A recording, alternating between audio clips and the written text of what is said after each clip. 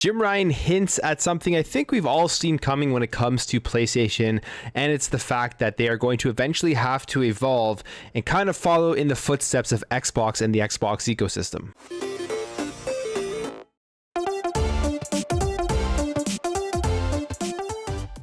All right, welcome back everybody to another video.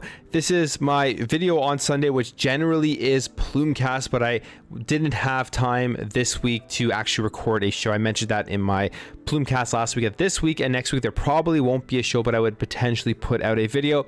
And I wanted to talk about this recent news here about Jim Ryan, who had an interview on GameIndustry.biz and said some pretty interesting things in regards to PlayStation, their success, and kind of where they want to go forward. So when it comes to the PlayStation 5, the launch of the PlayStation 5 has been a success when you look at it in terms of unit sales numbers.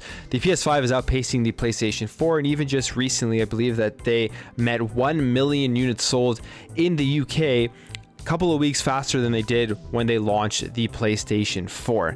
Now, PlayStation's strategy obviously is just to push as many units as possible, get people locked in to that console, and then push their exclusives on them and get people to buy things through the PlayStation network.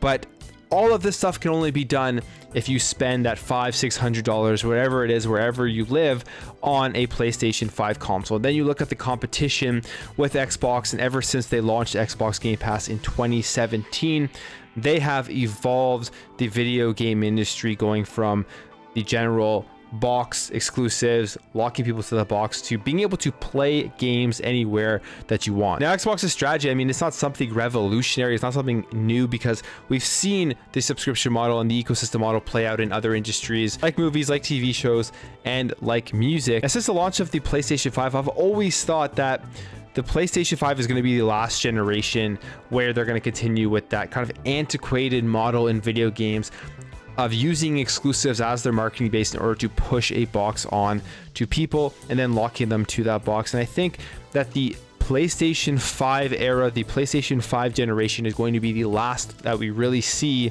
of this similar model that PlayStation is currently using, and they're going to have to eventually transition and follow in the footsteps of Xbox and of Microsoft with that huge ecosystem thing with Game Pass, and really focus more on the subscription model than the unit sold model.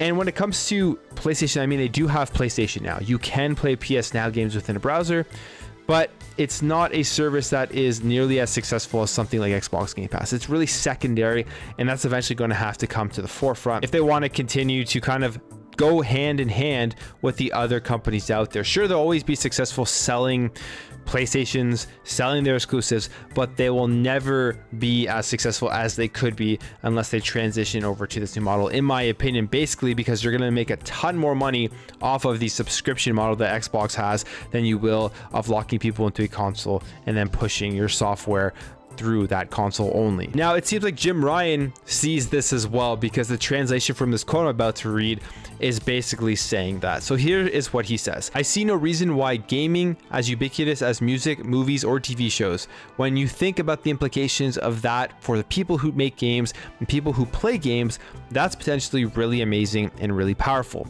I really believe the PlayStation 5 will be Sony's biggest and best, most beloved PlayStation yet. I hope that will happen. I would also like to see a world where the games that we make at PlayStation can be enjoyed by many tens of millions of people, perhaps hundreds of millions of people. Right now, success with the current console model, a really great PlayStation hit, you're talking 10 to 20 million people being able to play that game. We're talking about games stacking up against music. We're talking about games stacking up against movies. Music and movies, they can be enjoyed by almost limitless audiences. And I think some of the art that our studios are making is some of the finest in entertainment that has been made anywhere in the world. And to kind of gate that audience for that wonderful art, wonderful entertainment that our studios are making, to gate the audience for that at 20 or 30 million frustrates me. I would love to see a world where hundreds of millions of people can enjoy those games." Now, this, in my opinion, is definitely him saying that PlayStation is going to be transitioning eventually over to the Xbox ecosystem model, and transitioning eventually to first party PlayStation games coming out on PC mainly, and being able to play these games on multiple different devices, kind of like what you can do with Xbox. And he puts this quote here, and he kind of like starting to soft sell it, I guess, to the PlayStation fanboys out there who, you know, would really be angry when they start to see their big first party games coming out on PC. I mean, we're already seeing some of them come out, but they're coming out years after they've actually released on the PlayStation platform. I truly think that maybe not this generation, but potentially starting in the PlayStation 6 generation, we're going to start seeing the day one releases of PlayStation exclusives coming out on PC as well. I really do believe that. And you can kind of see that PlayStation is kind of sitting there and thinking the same thing, because they're probably looking at numbers of the subscription model, thinking about the amount of money they would be making more if they had all of their PlayStation fans paying them on a monthly basis for a PlayStation subscription, where they get 50 million, 70 million, something like that, people paying them on a monthly basis for a subscription to PlayStation. You see here where he's saying that the PlayStation games reach an audience for 20 to 30 million. Well, that obviously could be easily expanded with the subscription model. And you sit back and you think of Xbox Game Pass, and we recently heard that they are probably approaching that 30 million mark in terms of Xbox Game Pass subscribers. And this is the first year the Series X and S has come out after they've acquired Bethesda. That 30 million number is going to continue to increase, and Xbox Game Pass is going to easily surpass that, in my opinion. And you're going to have that access to games coming to Xbox Game Pass to 50 million one day, maybe 70 million one day. You never know, but the point is they're going to have access to this pretty much wherever they play, and that's only possible with that ecosystem model that Xbox has. So it's just an interesting quote overall, and I wanted to quickly talk about it because it's obvious that throughout this generation, PlayStation is going to be sitting back and looking at what is going on with Game Pass, what is going on with the Xbox ecosystem, and really start to transition over.